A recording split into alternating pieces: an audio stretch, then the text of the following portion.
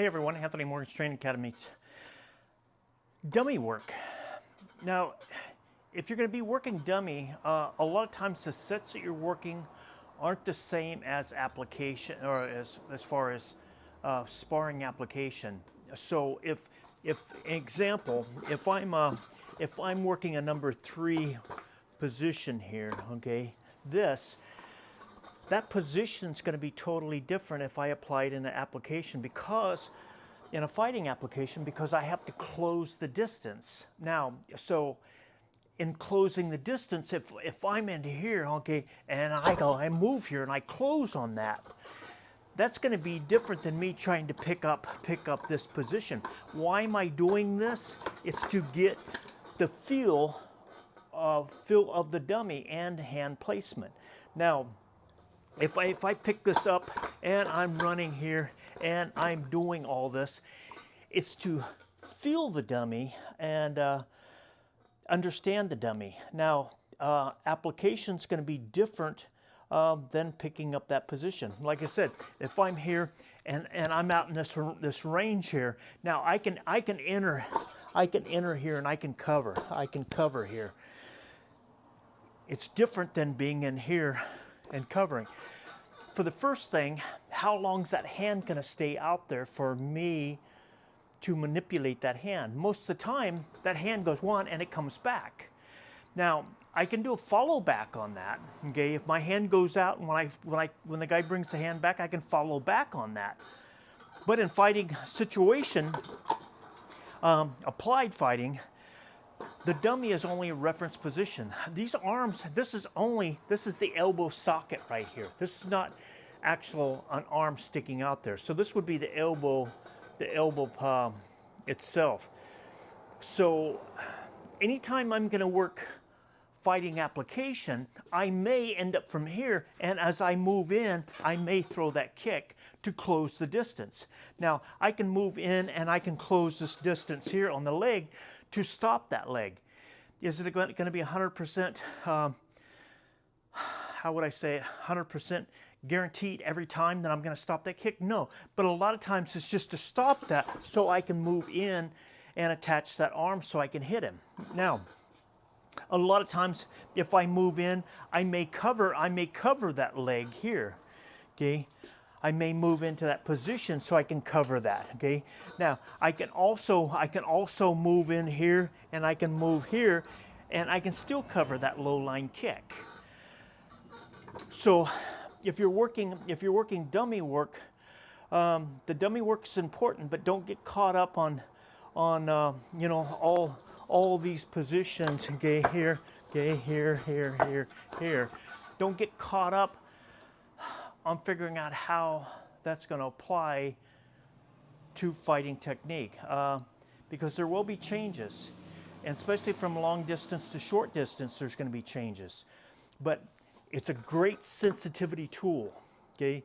So, you know, get used to running these things. Get used to feeling that dummy, okay? Get used to feeling that. That's going to work on your sensitivity, and it's going to work on your timing and how to pick lines up. Anytime I move here, say I'm moving that hand, okay? I may tonsal out here, okay? I may poksal here. I may poksal low. I may tonsal here, top poksal. I may poksal. So it's teaching you timing, but you need to be working distance on your dummies. And that may just be to the point to where I'm here, okay, and I move in and I go, boom, here, and I move in. Now, I may move in with a front kick here, bang, and go for the hit. But now I'm starting to work distance instead of just being in here working dummy. You can work dummy all day long and get really good at sticky hands until the point that you have to close on a person, and then you're going to try to figure out why you get hit. Well, that's because you're not spending enough time closing that gap to seek the hands.